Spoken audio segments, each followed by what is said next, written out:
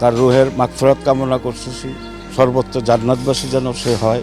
মানে কি বলবো আর কি, বলতে গেলে হয়তো পারি না, বুক কাঁপে। তো বাবা তুমি যেখানেই থাকো ভালো থাকো এবং ভালো থাকবা। যে চলে যায় সে তো আর ফিরে আসে না, চোখের আড়ালে সে আছে, কিন্তু আমাদের মনে কিন্তু সে আছে। আমরা যারা তার কাছের মানুষ ছিলাম, একসাথে অনেক ছবিতে কাজ করেছি, অনেক ছবির আউটডোরে কত রকমের গল্প আমাদের।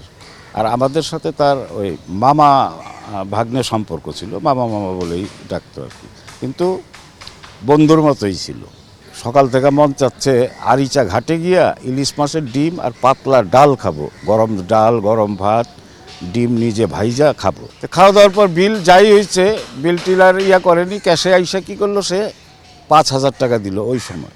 একদিন 3 নাম্বার সেটে এফডিসিতে শুটিং করতেছিলাম, তো অনেক ছবি করেছি, তো ছবিটার কথাটা খেলা আসতেছে না, 2 বেলা শুটিং। তো সে ডিরেক্টরে বললো যে ভাই আমারে 9টা বাজে ছেড়ে দিবেন, আমার একটু কাজ আছে। কই এমনিই তোমার শিডিউল টাইট, তারপরে চিন্তা করছি আজকে 11টা পর্যন্ত কাজ করব। কয় না আমি আবার আপনারা কালকে পোষায় দিব না, অসুবিধা নেই, আমার একটু কাজ আছে। যাই হোক 9টা বাজে কাজ করে সেটার থেকে চলে আসলো মেকআপ রুমে হিসাব ফ্রেশ ট্রেশ হয়ে। তা আমার একজন সহকারী পরিচালক বলতেছে যে ভাই আপনার হিরো ডাকে। তা আমি বের হয়েছি সেটার থেকে, মামা চলেন। আমি যাবো মানে আমার তো কাজ বাকি আছে। আপনার তো কোনো কন্টিনিউটি শর্ট নাই। আমি মুসলিম ভাইয়ের বলতেছি, ফাইট ডিরেক্টর আমার ওস্তাদ শ্রদ্ধেয়, সেও আজকে দুনিয়াতে নাই। তো মুসলিম ভাইয়ের বললো যে এরকম একটু কমল মামার নিয়ে একটু কাজ আছে, ছাইরা দেন।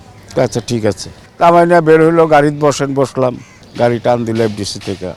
এটাও যে যে নতুন একটা গাড়ি কিনছিল, গেটটা এভাবে উঠতো আর কি, ওই গাড়িটা উঠার পর বসলাম। ওই নিজেই ড্রাইভিংয়ে ছিল, আর আমি সামনে বসলাম, আর কাউকে নেয়নি। এদিকে মিরপুর আমিনবাজার ব্রিজ ক্রস করার পর আমি বলতেছি যে ঘটনাটা কি, তুমি কই যাইতেছো মামা? কোনো কথা কইবেন না, চলেন না যাই।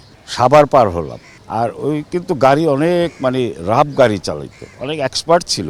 তো যাই হোক আমি কই না তুমি কই যাচ্ছ, এদিকে যাচ্ছ, এটা বলবা না আমারে?